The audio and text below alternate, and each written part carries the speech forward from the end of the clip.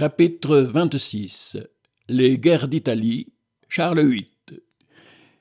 Louis XI avait eu de la reine sa femme, Charlotte de Savoie, 6 enfants. 3 lui survécurent. Charles VIII, son successeur, Anne, sa fille aînée, qui avait épousé Pierre de Bourbon, sire de Beaujeu, et Jeanne, qu'il avait mariée au duc d'Orléans, qui devint Louis XII. À la mort de leur père, Charles avait 13 ans, Anne 22 ou 23 et Jeanne 19.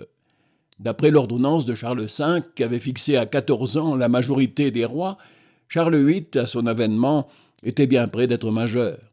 Mais Louis XI, avec raison, le jugeait très peu capable encore de régner.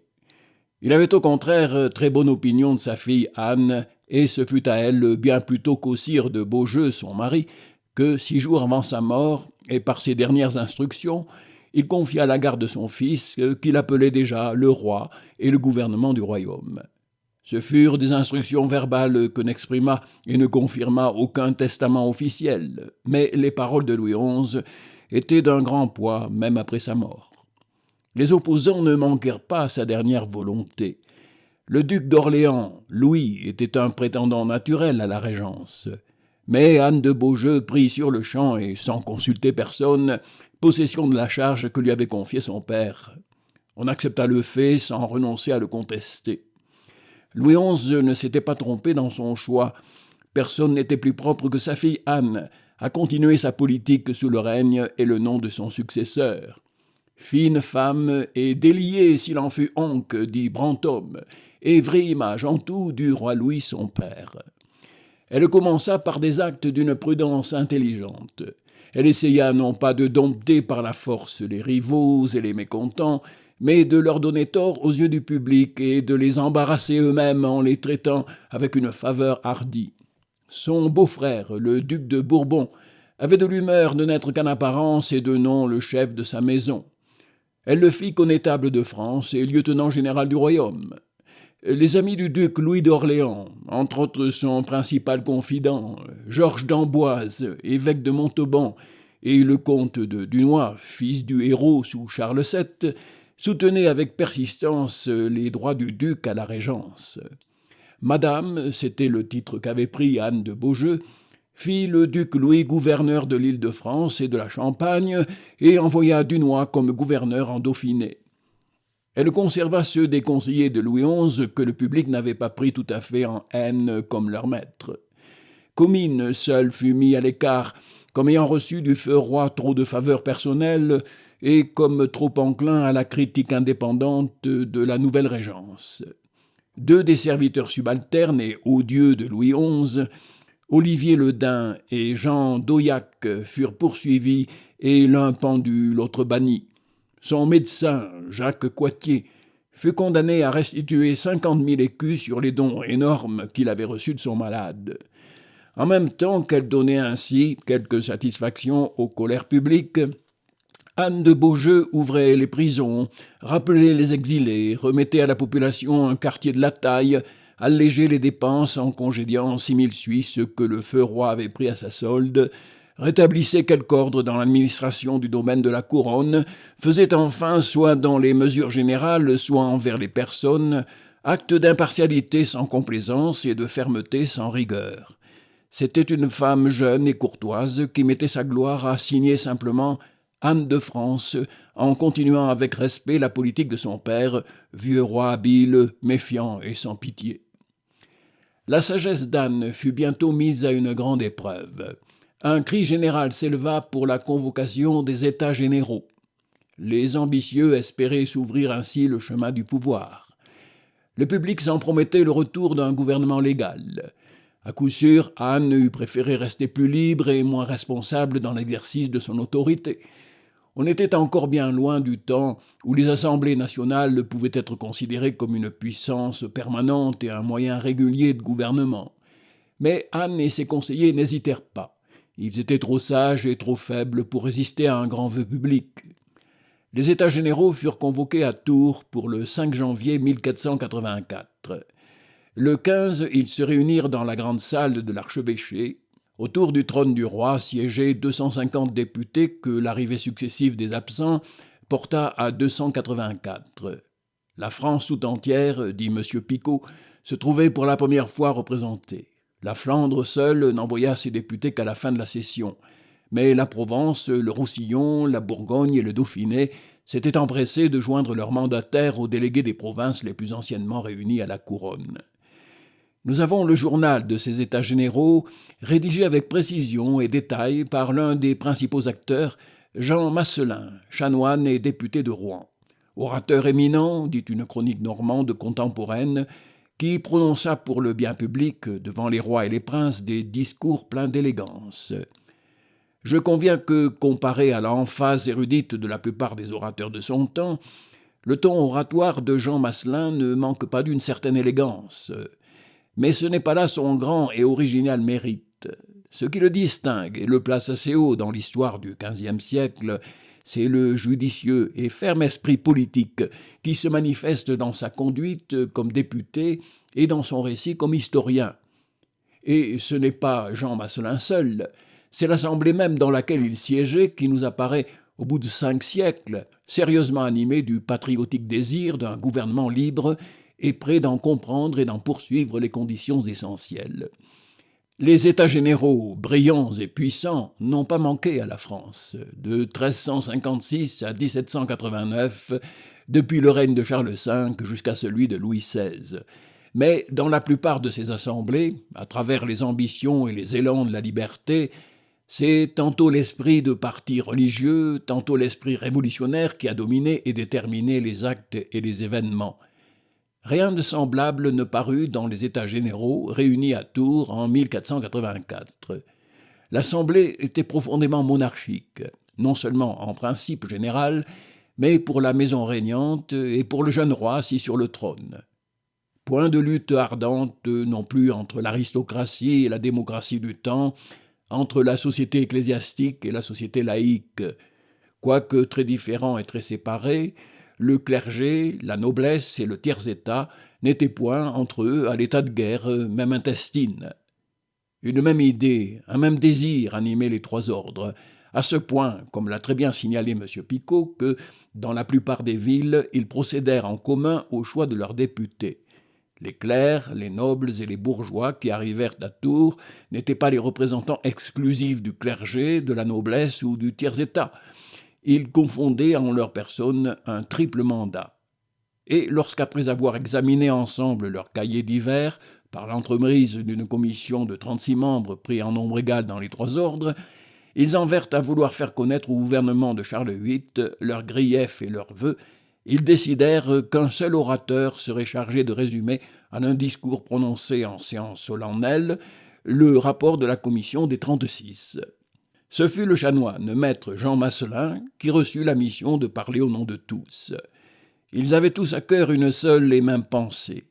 Ils voulaient faire de la monarchie ancienne et incontestée un gouvernement légal et libre. Clergé, noblesse et tiers-état, il n'y avait dans leurs âmes ni aspiration révolutionnaire, ni guerre sociale. C'est le propre et beau caractère des États généraux de 1484 de n'avoir eu en vue qu'une grande réforme politique, un régime de l'égalité et de liberté. 2 hommes, un Normand et un Bourguignon, le chanoine Jean Masselin et Philippe Pau, seigneur de La Roche, ancien conseiller du duc de Bourgogne, Philippe le Bon, furent les interprètes de cet esprit politique à la fois hardi et prudent, conservateur et réformateur. La souveraineté nationale et le droit des États non seulement à voter les impôts, mais à influer efficacement sur le choix et la conduite des conseillers de la couronne, c'était là ce qu'ils affirmaient en principe et ce qu'en fait ils travaillaient à faire prévaloir. Je voudrais, dit Philippe de La Roche, vous voir bien convaincu que le gouvernement de l'État est l'affaire du peuple. J'appelle le peuple, non seulement la foule de ceux qui sont simplement sujets de cette couronne, mais encore tous les hommes de chaque État, y compris aussi les princes. Dès que vous vous considérez comme les députés de tous les États du royaume, pourquoi craignez-vous de conclure que vous avez été surtout appelés pour diriger par vos conseils la chose publique, en quelque sorte vacante, à raison de la minorité du roi? Loin de moi l'intention de dire que le règne proprement dit, la domination passe à quelque autre personne que le roi.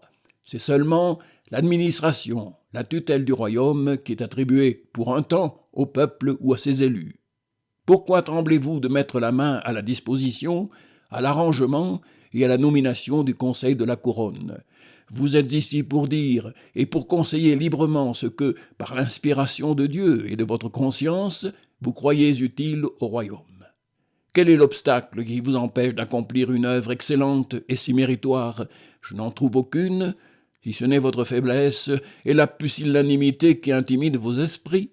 Ayez donc, très illustre Seigneur, grande confiance en vous-même, de grandes espérances, une grande vertu, et ne souffrez pas que cette liberté des États, que vos ancêtres mirent tant de zèle à défendre, périclite à cause de votre mollesse. Ce discours, dit Masselin, fut écouté de toute l'Assemblée très attentivement et très favorablement. Appelé à rendre au roi, dans sa chambre particulière, en présence des ducs d'Orléans et de Lorraine et d'une nombreuse compagnie de nobles, un compte exact des premières délibérations des États, Masselin tint à son tour avec plus de réserve un langage analogue à celui du seigneur Philippe de la Roche, dont il partageait les vues et admirait la fière franchise. La question de la composition du Conseil du roi et de la part qu'y prendraient les États fut pendant 5 semaines la préoccupation dominante dans le gouvernement et dans l'Assemblée. On fit de part et d'autre des concessions qui ne satisfirent ni les États ni la Cour, car elles avaient toujours pour objet, de la part des États, d'exercer dans le gouvernement une influence efficace, et de la part de la Cour, d'éluder l'influence efficace des États.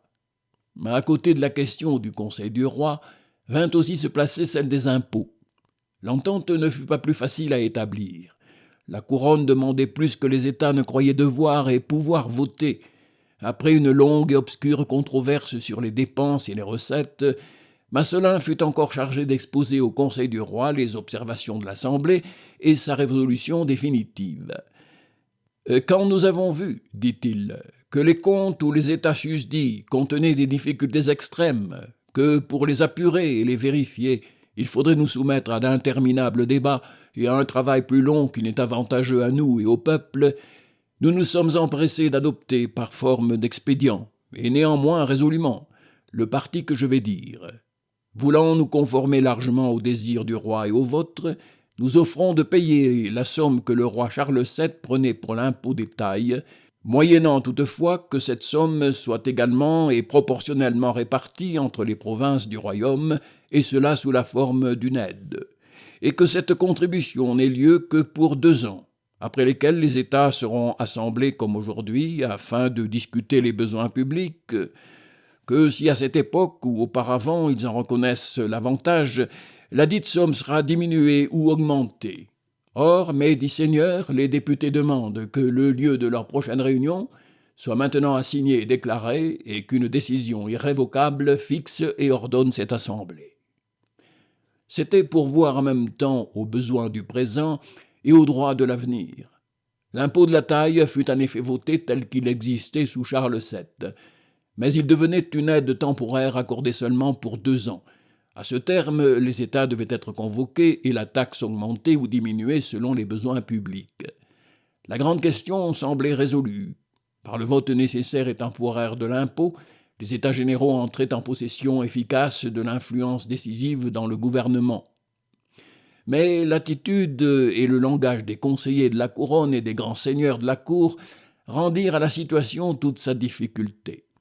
Dans un discours long et confus, le chancelier Guillaume de Rochefort ne se borna pas à déclarer que la somme votée de 1 200 000 livres était insuffisante et à demander 300 000 livres de plus.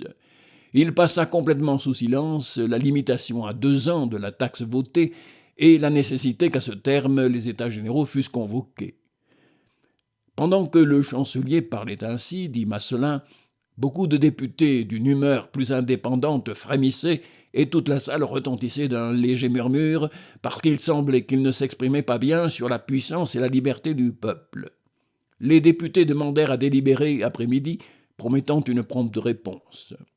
« Puisque vous voulez délibérer, faites-le, mais brièvement, dit le chancelier. Il vaudrait mieux que vous tinssiez conseil maintenant afin de répondre après-midi. » Les députés prirent leur temps. La discussion se prolongea et s'échauffa. « Nous le voyons bien, disaient les princes et la plupart des grands seigneurs. C'est à écourter la puissance du roi et à lui couper les ongles jusqu'à la chair que tendent vos efforts. Vous défendez au sujet de payer au prince autant que les besoins de l'État l'exigent. Sont-ils donc les maîtres et non plus des sujets ? Vous voulez établir les lois d'une certaine monarchie imaginaire et abolir les anciennes. Je connais les vilains, dit l'un des grands seigneurs. Si on ne les comprime pas en les surchargeant, bientôt ils deviennent insolents. Pour moi, je juge que cette taxe est le frein le plus sûr pour les contenir. Étrange parole, dit Masselin, indigne de sortir de la bouche d'un homme si éminent. Mais dans son âme, comme dans celle de tous les vieillards, la convoitise s'était accrue avec l'âge, et il paraissait craindre la diminution de sa pension. Après avoir délibéré, les États généraux persistèrent dans leur vote d'une taxe de 1 200 000 livres telle qu'elle existait sous le roi Charles, mais pour 2 ans seulement et comme don et octroi, non plus comme taille permanente, et à condition qu'au bout de ce terme, les États seraient nécessairement convoqués. En même temps, cependant, et par-dessus les 10 États qui désirent le bien, honneur, prospérité et augmentation du Seigneur roi et de son royaume, et pour lui obéir et lui complaire en toute façon possible, lui accordent la somme de 300 000 livres tournois, pour une fois seulement et sans conséquence, pour son nouvel et joyeux avènement à la couronne de France et pour aider et supporter les frais qu'il convient faire pour son Saint-Sacre couronnement et entrée de Paris.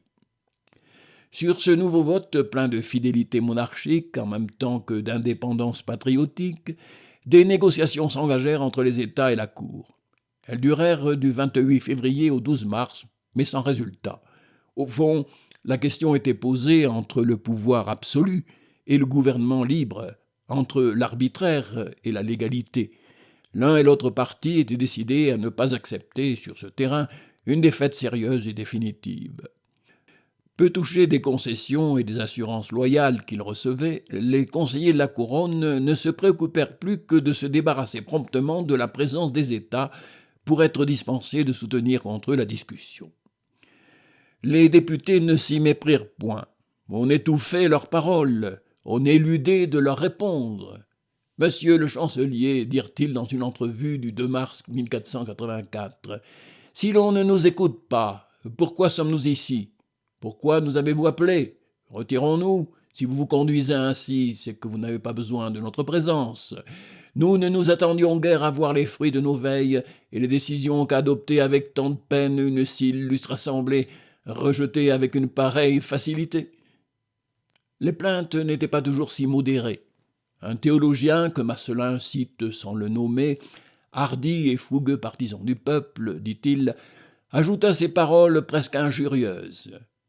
Depuis qu'on a obtenu notre consentement pour la levée des deniers, il est hors de doute que nous sommes joués, que tout a été méprisé, et les demandes insérées dans notre cahier et nos résolutions définitives et les bornes que nous avons établies. Parlons des deniers.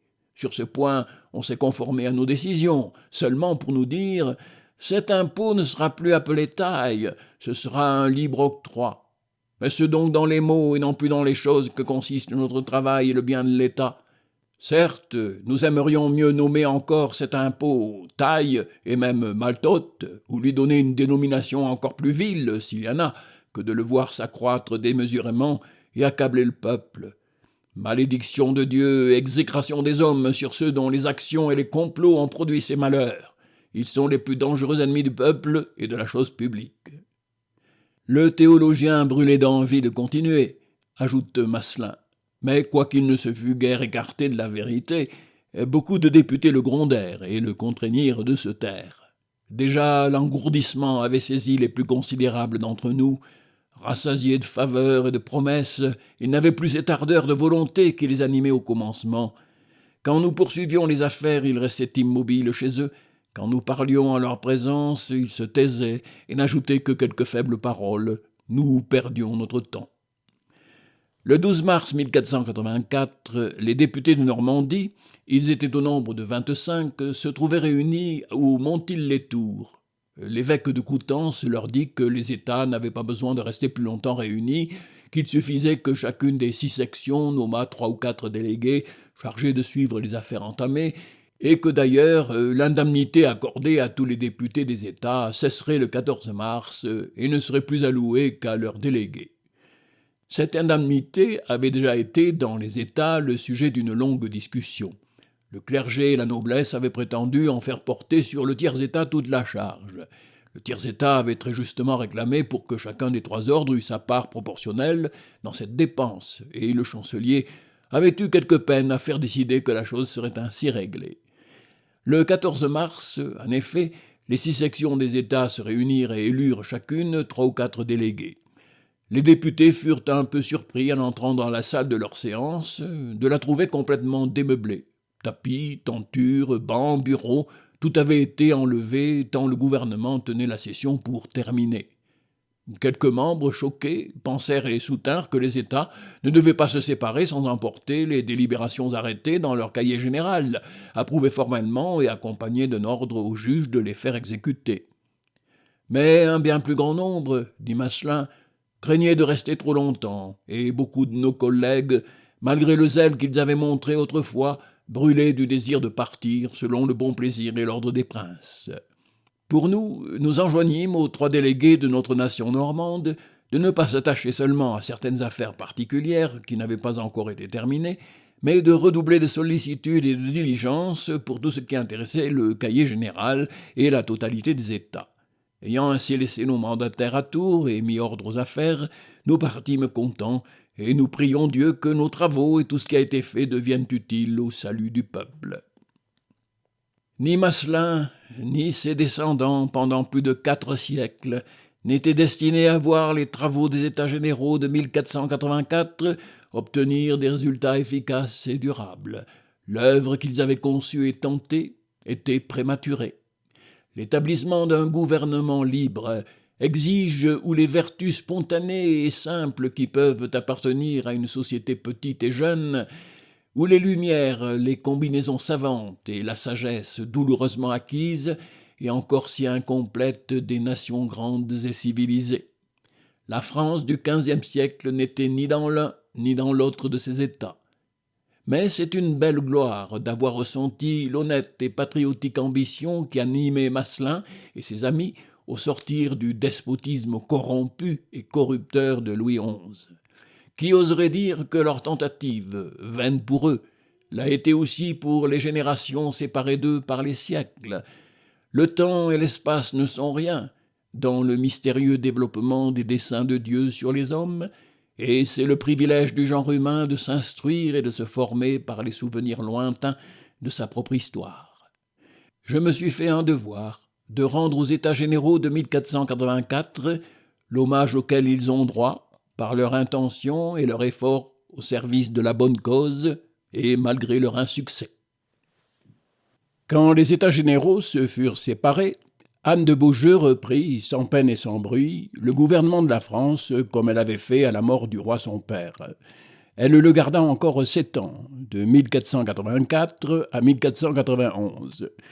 Durant tout ce temps, elle eut pour rival et pour adversaire Louis, duc d'Orléans, qui devait être un jour Louis XII. J'ai ouï dire, dit Brantôme, que du commencement, elle lui portait de l'affection, voire de l'amour, de sorte que si M. d'Orléans y eût voulu entendre, il y eût eu bonne part, comme je le tiens de bon lieu, mais il ne s'y put commander, d'autant qu'il la voyait trop ambitieuse et qu'il voulait qu'elle dépendît de lui comme premier prince et le plus proche, et non lui d'elle, en quoi elle désirait le contraire, car elle voulait tenir le haut lieu et tout gouverner. Ils avaient, ajoute Brantôme, des picotements de jalousie, d'amour et d'ambition. Si l'anecdote de Brantôme est vraie, ce que j'incline à croire, quoique plusieurs historiens l'aient révoqué en doute, Anne de Beaujeu avait sur Louis d'Orléans, dans leur picotement de jalousie, d'amour et d'ambition, un grand avantage. Ils étaient jeunes, tous deux, et exactement du même âge. Mais Louis avait les défauts de la jeunesse et Anne les qualités de l'âge mûr. Il était beau, léger, inconsidéré, imprévoyant, vaillant, d'un naturel généreux et ouvert avec bonté. Elle était sérieuse, judicieuse, persévérante, probablement un peu froide et dure, telle qu'elle avait dû se former à l'école de son père Louis XI. Dès que la lutte s'engagea entre eux, la diversité de leur caractère apparut et porta ses fruits. Le duc d'Orléans se jeta contre la régente dans toutes sortes d'intrigues et d'aventures, provoquant la guerre civile, se retirant quand il était trop compromis ou trop pressé chez le duc de Bretagne, François II, vassal indiscipliné du roi de France. Louis d'Orléans s'alliait même au besoin avec les souverains ou les princes étrangers, le roi d'Angleterre, Henri VII, le roi d'Aragon, Ferdinand le catholique, Maximilien, archiduc d'Autriche, sans grand souci des intérêts de sa propre maison royale et de sa patrie.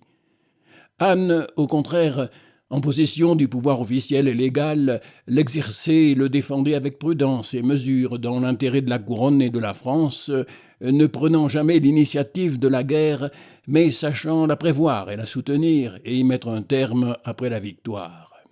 Elle rencontrait quelquefois à sa cour et tout près d'elle-même une grave difficulté. Le jeune roi Charles VIII était charmé des qualités brillantes du duc d'Orléans, surtout de l'adresse et de la bravoure que Louis déployait dans les tournois.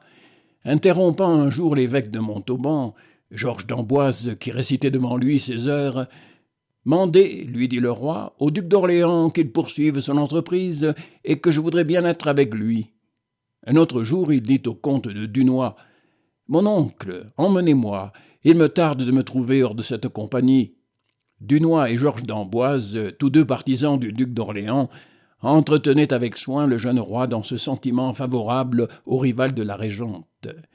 Des incidents d'une autre sorte vinrent compliquer encore pour Anne de Beaujeu la situation.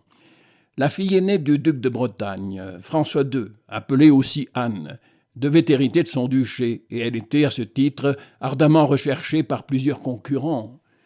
Née en 1477, elle avait été, dès l'âge de 4 ans, en 1481, promise en mariage au prince de Galles Édouard, fils du roi d'Angleterre, Édouard IV.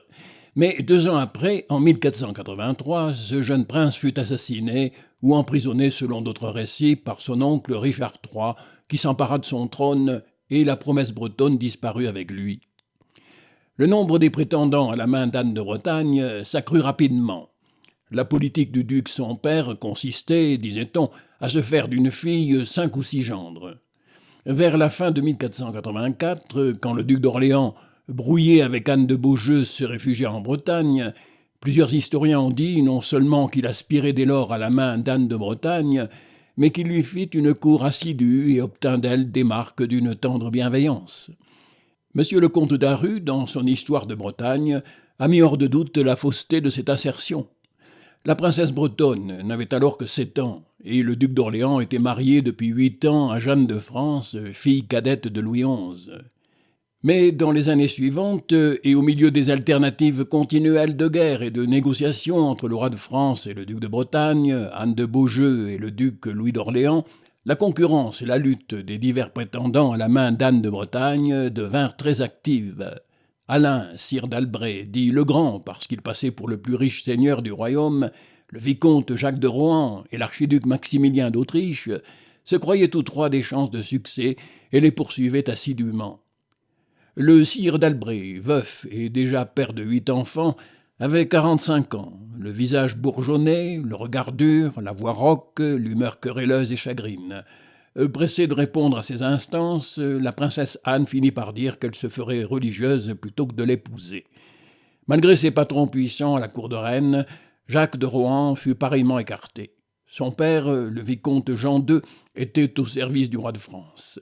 L'archiduc Maximilien resta le seul prétendant sérieux. Il avait 29 ans, d'une taille gigantesque, une juste renommée de vaillance et d'habileté à la guerre, et plus de culture dans les lettres qu'aucun des princes ses contemporains, trait de conformité avec la princesse Anne, dont l'éducation avait été fort soignée. Elle témoigna pour lui des dispositions favorables. Le duc d'Orléans, de qui tout marié qu'il était, on associait encore quelquefois le nom à celui de la princesse bretonne, déclara formellement le 26 janvier 1486 que lorsqu'il était venu chez le duc de Bretagne, c'était uniquement pour le visiter et le conseiller en quelques points pour la défense de son duché, mais non pour lui tenir propos de mariage avec les princesses ses filles. Mais pendant que la négociation penchait ainsi vers le prince autrichien, Anne de Beaujeu, toujours prévoyante et active, poussait vivement la guerre contre le duc de Bretagne et ses alliés. Elle avait trouvé dans Louis de la Trémoille un habile et hardi guerrier que Guy Chardin appelle le plus grand capitaine du monde. En juillet 1488, il entra brusquement en Bretagne, enleva coup sur coup Châteaubriand, Ancenis, Fougères, et le 28, il gagna Saint-Aubin-du-Cormier, près de Rennes, sur l'armée du duc de Bretagne et de ses alliés anglais, allemands, gascons, une bataille qui décida de la campagne. 6000 hommes de l'armée bretonne y furent tués. Le duc Louis d'Orléans, le prince d'Orange et plusieurs seigneurs français, ses amis, y furent faits prisonniers. En recevant à Angers la nouvelle de cette victoire, Charles VIII ordonna que les 2 princes captifs lui fussent amenés.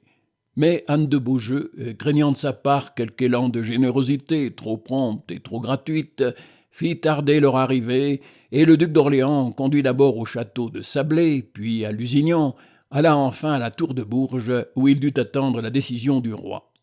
Le succès était grand pour Anne de Beaujeu. Elle avait vaincu ses ennemis réunis, et le plus redoutable de tous, le duc d'Orléans, était son prisonnier. 2 incidents survenus, l'un peu avant, l'autre peu après la bataille de Saint-Aubin-du-Cormier, vinrent à la fois compliquer la situation d'Anne et provoquer vivement son action. Son beau-frère, le duc Jean de Bourbon, chef de sa maison, mourut le 1er avril 1488, laissant à Pierre, son frère cadet, son titre et ses domaines.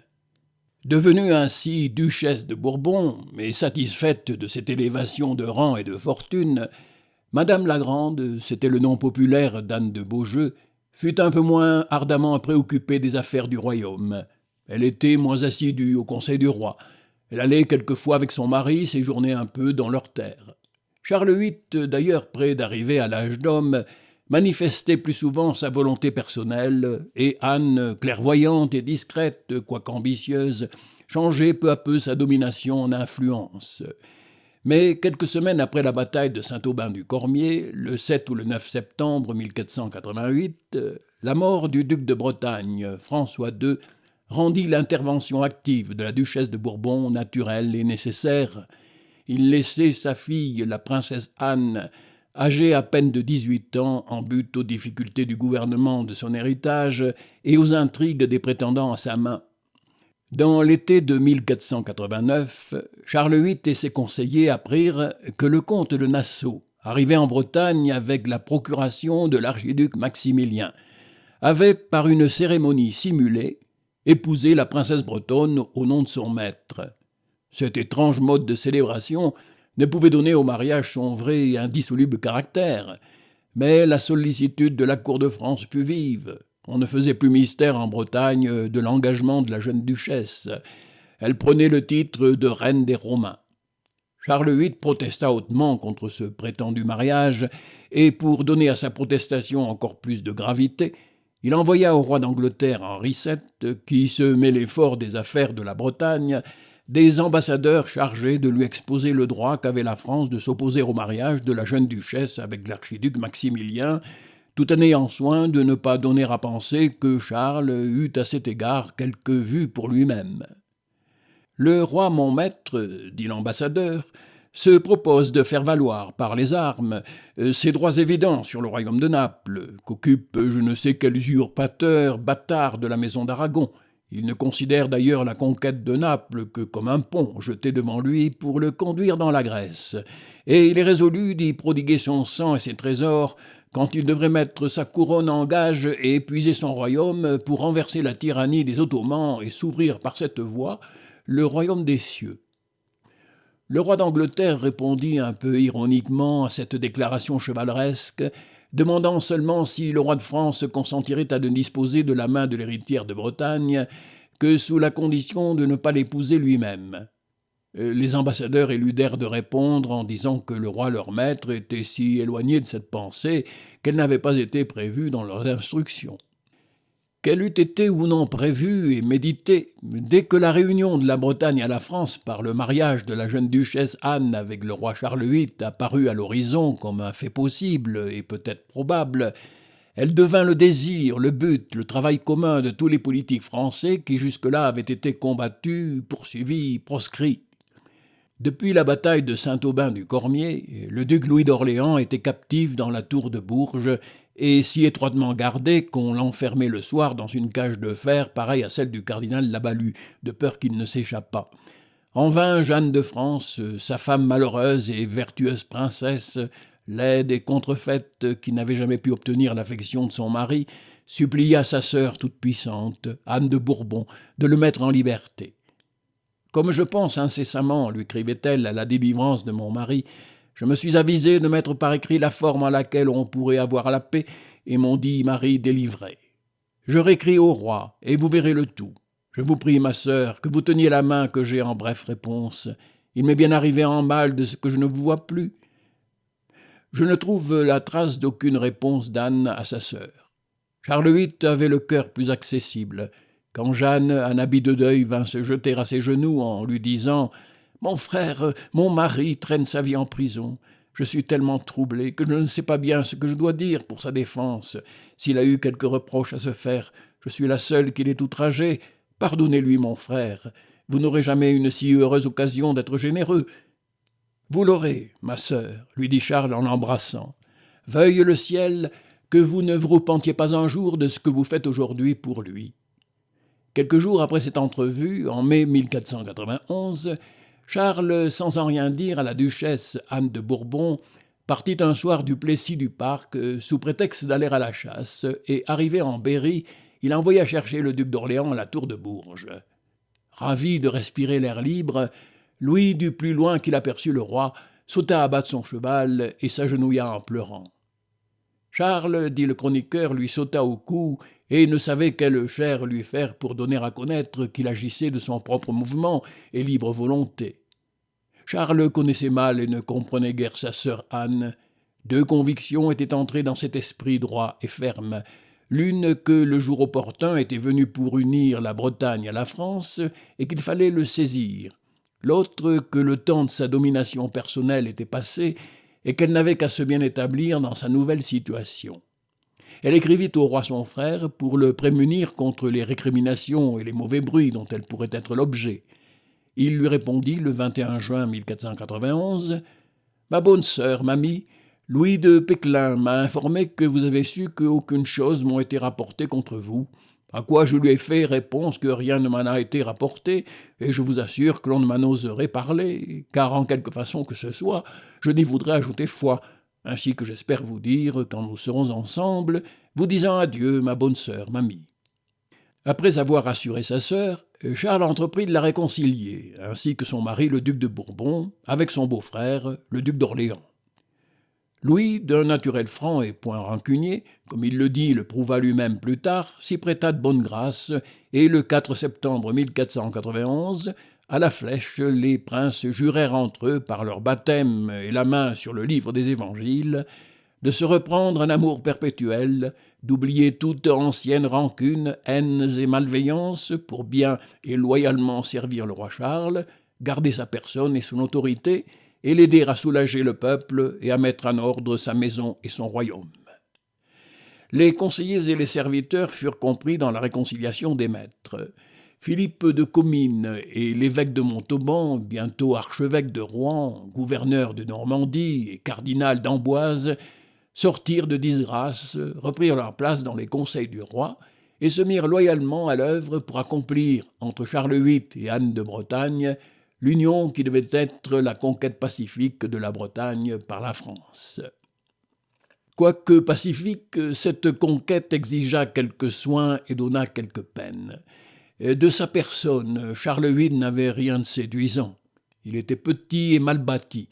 Il avait la tête énorme, les yeux gros et blancs, le nez aquilin, plus grand et plus gros qu'il ne convenait, les lèvres grosses aussi et continuellement ouvertes.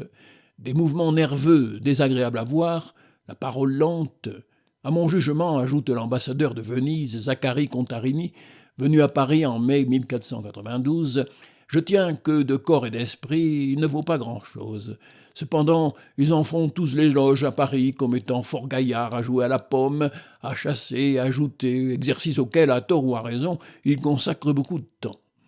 Le même ambassadeur dit d'Anne de Bretagne, reine de France depuis 4 mois à cette époque. La reine est petite aussi, maigre, boiteuse d'un pied, et d'une façon sensible, bien qu'elle cède de chaussures à talons élevés. Brunette et fort jolie de visage, et pour son âge fort rusée, de sorte que ce qu'elle s'est une fois mis dans l'esprit, elle le veut obtenir de toute manière, qu'il faille rire ou pleurer pour cela.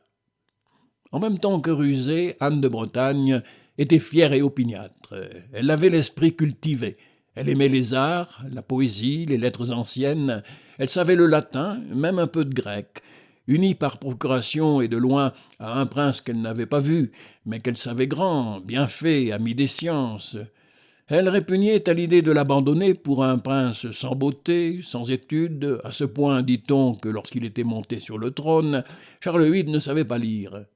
Quand on parlait de lui à la jeune princesse, « Je suis engagé dans les liens du mariage avec l'archiduc Maximilien », disait Anne. Le roi de France, de son côté, est fiancé à la princesse Marguerite d'Autriche. Nous ne sommes libres ni l'un ni l'autre. Elle allait jusqu'à dire qu'elle voulait partir et aller rejoindre Maximilien. Ses conseillers, devenus presque tous partisans du mariage français, combattirent de leur mieux cette obstination de leur princesse. Ils lui proposèrent d'autres mariages. Anne répondit « Je n'épouserai qu'un roi ou un fils de roi ». Pendant que la question se débattait ainsi à la petite cour de Rennes, l'armée de Charles VIII serrait chaque jour de plus près la ville. Des pourparlers s'engagèrent entre les chefs des deux camps. Le duc d'Orléans pénétra dans Rennes, vit la duchesse Anne et réussit à l'ébranler dans ses refus de mariage français. Plusieurs assurent, dit le comte Philippe de Ségur, que Charles VIII lui-même entra seul et sans suite dans la ville qu'il assiégeait, s'entretint avec la jeune duchesse et s'en remit à elle sur leur sort commun, lui déclarant qu'elle était libre et lui son captif, que tous les chemins lui seraient ouverts pour aller en Angleterre ou en Allemagne, si elle le voulait, et qu'il irait, lui en Touraine, attendre sa décision, d'où dépendait, avec le bonheur de son avenir, celui de tout le royaume. Quoi qu'il en soit de ces traditions chevaleresques, un traité fut conclu le 15 novembre 1491, par lequel les deux parties s'en remirent, pour l'examen de toutes les questions qui les intéressaient, à 24 commissaires pris par moitié dans les deux camps. Pour donner à la résolution prévue tous les caractères d'une liberté mutuelle, autorisation fut donnée à la jeune duchesse Anne d'aller rejoindre, si elle le voulait, son fiancé Maximilien en Allemagne. Charles VIII rentra dans Rennes, accompagné de 100 hommes d'armes et de 50 archers de sa garde. 3 jours après, le roi de France et la duchesse de Bretagne furent fiancés secrètement dans la chapelle de Notre-Dame. Le duc d'Orléans, la duchesse de Bourbon, le prince d'Orange, le comte de Dunois et quelques seigneurs bretons furent les seuls témoins de la cérémonie. Dès le lendemain, Charles VIII quitta Rennes et se rendit en Touraine au château de Langeais. La duchesse Anne l'y rejoignit 15 jours après. La jeune princesse Marguerite d'Autriche, que depuis 8 ans on gardait et on élevait à Amboise comme la future épouse du roi de France, fut renvoyée de France et reconduite en Flandre à son père l'archiduc Maximilien, avec tous les honneurs extérieurs qui pouvaient atténuer une pareille injure. Le 13 décembre 1491, le contrat de mariage entre Charles VIII et Anne de Bretagne fut dressé dans la grande salle du château de Langeais, en 2 copies, l'une en français, l'autre en breton. L'évêque d'Albi célébra la cérémonie nuptiale. Par cet acte, si Madame Anne mourait avant le roi Charles VIII et ses enfants issus de leur mariage, elle cédait et transportait irrévocablement à lui et à ses successeurs, rois de France, tous ses droits au duché de Bretagne. Le roi Charles cédait pareillement à Madame Anne ses droits à la possession du dit duché, s'il mourait avant elle, sans enfants légitimes nés de leur mariage. Madame Anne ne pouvait, en cas de veuvage, convoler en secondes noces, hors avec le roi futur, s'il lui plaisait et si faire se pouvait, ou avec autre prochain et présomptif futur successeur de la couronne, lequel serait tenu de faire au roi régnant, pour raison du dit duché, les reconnaissances que les prédécesseurs de la dite dame Anne avaient faites. Le 7 février 1492, Anne fut couronnée à Saint-Denis, et le lendemain, 8 février, elle fit son entrée solennelle à Paris, au milieu des joyeuses et sérieuses acclamations publiques. Joie intelligente et légitime, la réunion de la Bretagne à la France était la consolidation de la paix qui, dans ce même siècle, le 17 septembre 1453, avait mis fin à la guerre de 100 ans entre la France et l'Angleterre, et le plus grand acte qui resta à accomplir pour la victoire définitive et la constitution territoriale de la nationalité française. Charles VIII était content et fier de lui-même. Il avait fait un mariage brillant et difficile. En Europe et dans sa propre maison, il avait fait acte de puissance et de liberté. Pour épouser Anne de Bretagne, il avait renvoyé Marguerite d'Autriche à son père. Il était allé en personne tirer de prison son cousin Louis d'Orléans, que sa sœur Anne de Beaujeu y avait mis, et loin de s'être brouillé avec elle, il voyait toute la famille royale réconciliée autour de lui. C'était bien des succès pour un jeune prince de 21 ans.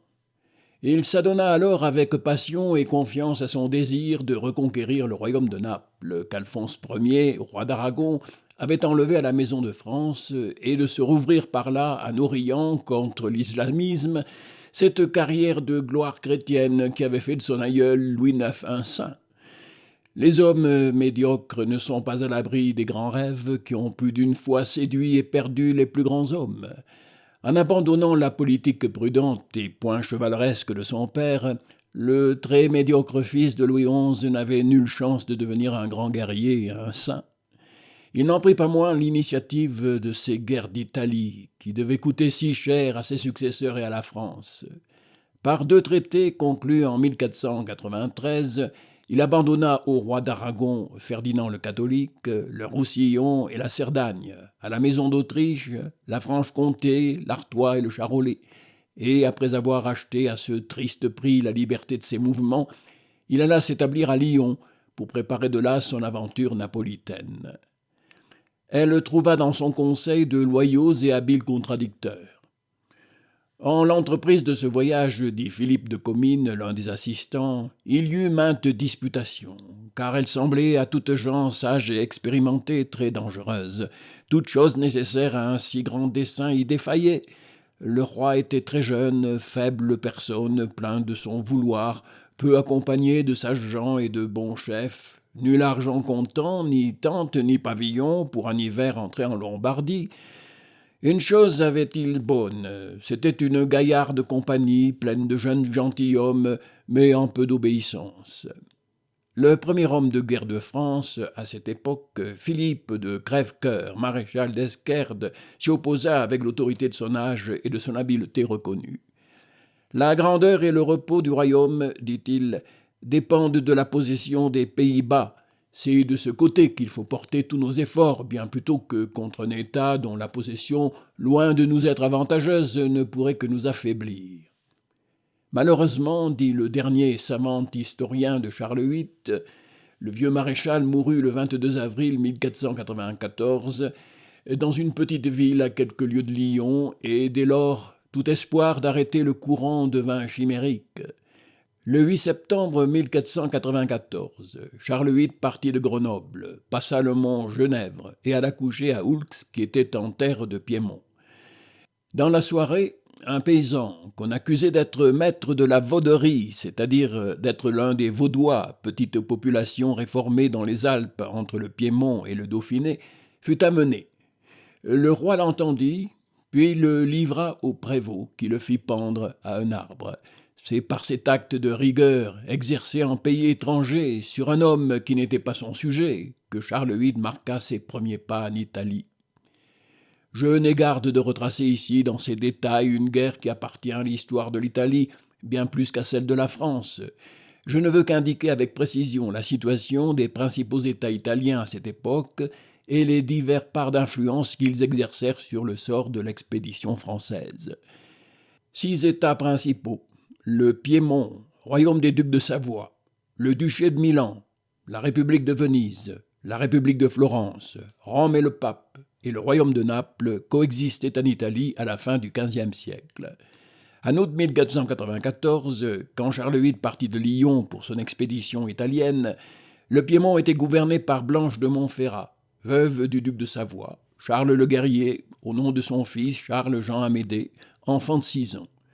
Dans le duché de Milan, le pouvoir était aux mains de Ludovic Sforza, dit le Mort, ambitieux sans foi, ni loi, ni scrupule, qu'il exerçait en reléguant à Pavie le duc légitime, son neveu Jean Galéas Marie Sforza, de qui l'ambassadeur florentin disait à Ludovic lui-même « Ce jeune homme me paraît bon et animé de bons sentiments, mais très incapable d'esprit. » Il devait mourir bientôt, probablement empoisonné. La République de Venise avait pour doge, à cette époque, Augustin Barbarigo, et c'était au Conseil des 10 qu'en matière d'affaires étrangères, comme de haute police politique, appartenait réellement le pouvoir.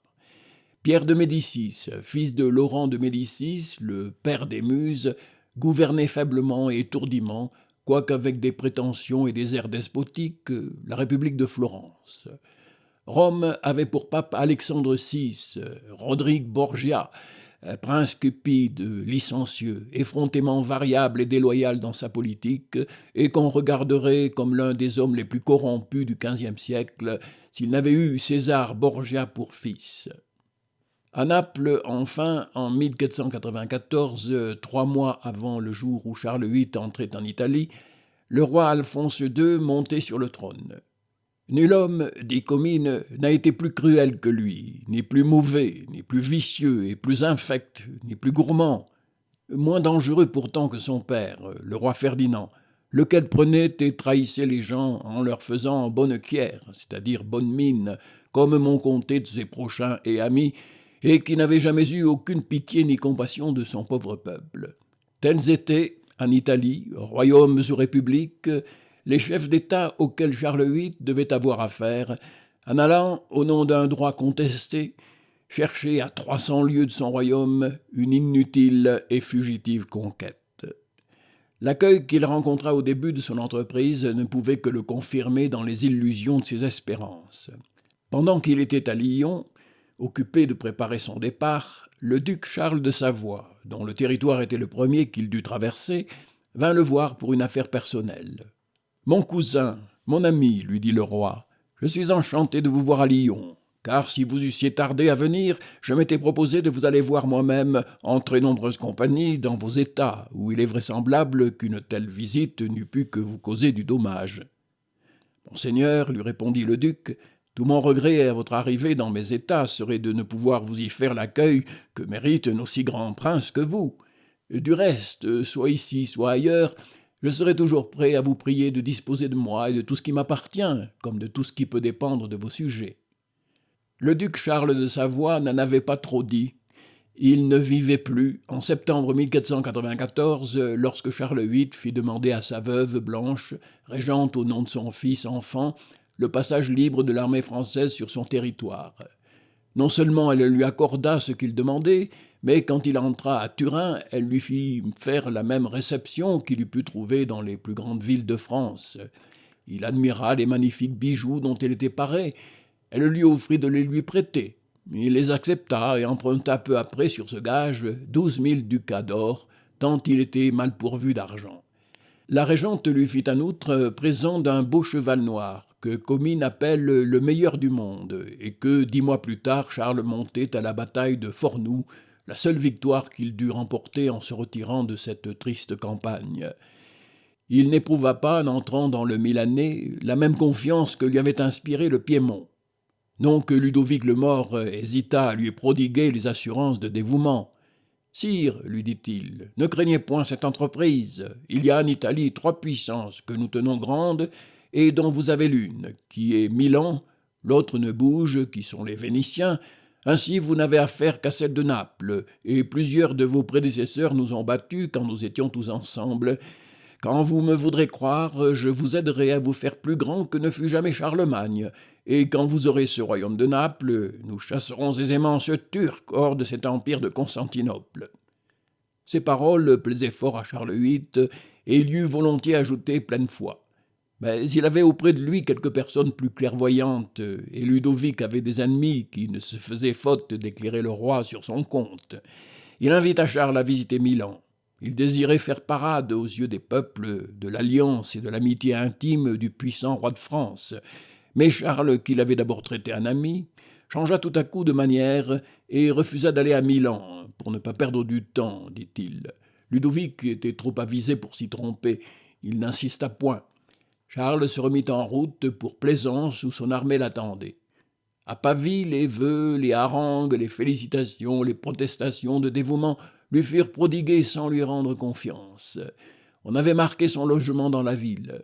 Il voulut habiter le château qui était en état de défense. Sa garde prit possession des portes. Le guet fut doublé pendant la nuit. Ludovic parut n'y faire aucune attention et continua d'accompagner le roi jusqu'à Plaisance, dernière ville de l'état milanais. Charles y entra avec 7800 chevaux, beaucoup de fantassins suisses, d'artilleurs, de bombardiers. La population italienne contemplait cette armée avec une admiration timide et inquiète. On apprit là que le jeune Jean Galéas, neveu de Ludovic le Mort et duc légitime de Milan, était mort. Il laissait un fils de 5 ans pour lequel il avait imploré à Pavie la protection du roi. « Je le regarderai comme mien », avait répondu Charles en caressant l'enfant. Ludovic partit en hâte pour Milan, et l'on ne tarda pas à savoir qu'il avait été proclamé duc et investi de la possession du duché. La méfiance devint générale dans l'armée. Ceux qui le devaient bien savoir m'ont rapporté, dit Comines, que plusieurs qui avaient d'abord loué le voyage, maintenant le blâmaient, et qu'on fut en grand vouloir de retourner. On continua cependant de marcher en avant, et le 29 octobre 1494, l'armée française campa devant Sarzane, ville florentine. Ludovic le Mort arriva brusquement au camp, faisant de nouvelles propositions d'alliance à de nouvelles conditions. Charles en accepta quelques-unes et repoussa les principales. Ludovic repartit le 3 novembre pour ne plus revenir. De ce jour, le roi de France put le compter au nombre de ses ennemis. C'était à la République de Florence que Charles allait désormais avoir affaire. Son chef, Pierre de Médicis, arriva au camp de Sarzane et Philippe de Comines partit comme ambassadeur pour aller négocier avec le Doge et le Sénat de Venise, la première des puissances italiennes et dont le territoire était bien loin de la route du roi de France et de son armée. Devant Charles VIII et au milieu de ses troupes, Pierre de Médicis s'embarrassa et se troubla. Il était venu au-devant du roi à l'insu des Florentins et déjà intimidé par la gravité de la situation. Il offrit plus de soumission et de concessions qu'on ne lui en demandait. Ceux qui traitaient avec lui, dit Comines, m'ont conté, en se raillant et se moquant de lui, qu'ils étaient ébahis comme sitôt il accorda si grandes choses et à quoi ils ne s'attendaient point. L'émotion fut extrême à Florence quand on y apprit ses faiblesses. Un parti nombreux et puissant, les républicains et les jaloux, étaient très hostiles aux Médicis. Ils saisirent avec empressement l'occasion de les attaquer. Une députation formée des hommes les plus considérables de la ville fut envoyée le 5 novembre au roi de France avec mission d'obtenir de lui des conditions meilleures. Le dominicain Jérôme Savonarole, l'oracle populaire de Florence à cette époque, en faisait partie. Pieusement hautain par nature et par habitude, il prit avec Charles VIII le même ton qu'avec le peuple florentin. « Écoute mes paroles, lui dit-il, et grave-les dans ton cœur. Je t'avertis, au nom de Dieu, que tu dois te montrer miséricordieux et épargner le peuple de Florence, si tu veux qu'il te seconde dans tes entreprises. » Charles, qui savait à peine le nom de Savonarole, répondit simplement qu'il ne voulait faire aucun tort aux Florentins, mais qu'il demandait le libre passage et tout ce qui lui avait été promis. « Je veux être reçu à Florence, ajouta-t-il, pour y signer un traité définitif qui arrangera toutes choses. » Sur ces froides paroles, les ambassadeurs se retirèrent un peu inquiets. Pierre de Médicis, frivolement confiant, retourna à Florence le 8 novembre et tenta d'y ressaisir le pouvoir. Une violente sédition éclata. Pierre fut aussi faible devant le peuple florentin que devant le roi de France. Poursuivi jusque dans son palais, qui fut livré au pillage, il ne put sortir de la ville le 9 novembre que déguisé en moine avec ses 2 frères, Julien et le cardinal Jean de Médicis, qui devait, 10 ans plus tard, être le pape Léon X. Pierre et ses frères chassés, les Florentins s'empressèrent de se réconcilier avec Charles VIII. Par ses traditions politiques et les penchants populaires, la République florentine était favorable à la France. Charles, irrité de ce qui venait de se passer, se montrait peu disposé à entrer avec eux en négociation, mais les plus sages conseillers lui représentèrent que, pour accomplir son entreprise et marcher avec sûreté sur Naples, il avait besoin du bon vouloir de Florence. Les nouveaux magistrats florentins lui promettaient le meilleur accueil dans leur ville. Charles y entra le 17 novembre 1494 à la tête de toute son armée. La réception officielle et populaire fut en effet magnifique. On reprit la négociation. Charles y fut d'abord très exigeant. Les négociateurs florentins se récrièrent. L'un d'eux, Pierre Caponi, homme d'un grand esprit et d'un grand cœur, dit Guichardin, très estimé dans Florence pour ses qualités et issu d'une famille qui avait été puissante dans la République, entendant lire les conditions excessives qu'on leur proposait de la part du roi, se leva brusquement, prit le papier des mains du secrétaire et le déchira sous les yeux du roi en disant « Puisque vous nous imposez des choses si déshonorantes, faites sonner vos trompettes, nous ferons sonner nos cloches. » Et il sortit de la chambre avec ses compagnons. Charles et ses conseillers se ravisèrent. On se fit des concessions mutuelles. Un traité conclu le 25 novembre assura au roi de France le libre passage dans toute l'étendue de la République et une somme de 120 000 florins d'or pour concourir au succès de l'entreprise de Naples. La commune de Florence s'engagea à révoquer la mise à prix de la tête de Pierre de Médicis ainsi que la confiscation de ses biens. L'honneur comme la sûreté des deux parties contractantes ainsi satisfaits, Charles VIII quitta Florence le 28 novembre et prit avec son armée la route de l'État romain. Entré le 7 décembre 1494 à Aquapendente et le 10 à Viterbe, il reçut là, dès le lendemain, un message du pape Alexandre VI qui lui faisait offrir en son propre nom et au nom du roi de Naples, Alphonse II, 1 million de ducats pour l'indemniser des frais de la guerre et 100 000 livres par an, à la condition qu'il abandonnerait son entreprise sur le royaume de Naples. « Je ne veux point d'accord avec l'usurpateur aragonais, » répondit Charles. « Je traiterai directement avec le pape quand je serai à Rome, où je compte entrer vers Noël. Je lui ai déjà fait connaître mes intentions.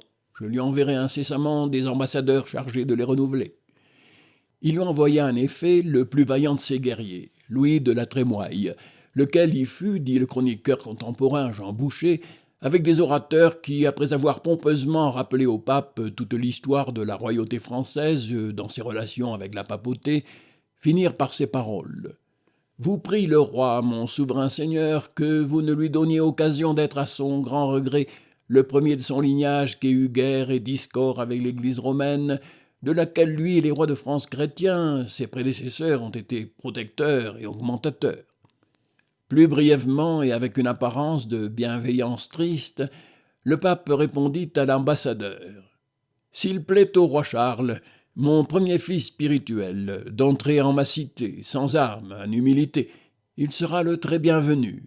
Mais fort m'ennuierait que l'armée de ton roi y entrât, parce que, sous ombre d'Icelle, qu'on dit être fort grande et tumultueuse, les factions et bandes de Rome se pourraient élever, faire bruit et scandale, duquel grands inconvénients pourraient advenir aux citoyens. » Pendant 3 semaines, le roi et le pape donnèrent le spectacle trop commun dans l'histoire de l'hypocrisie de la force aux prises avec l'hypocrisie de la foi.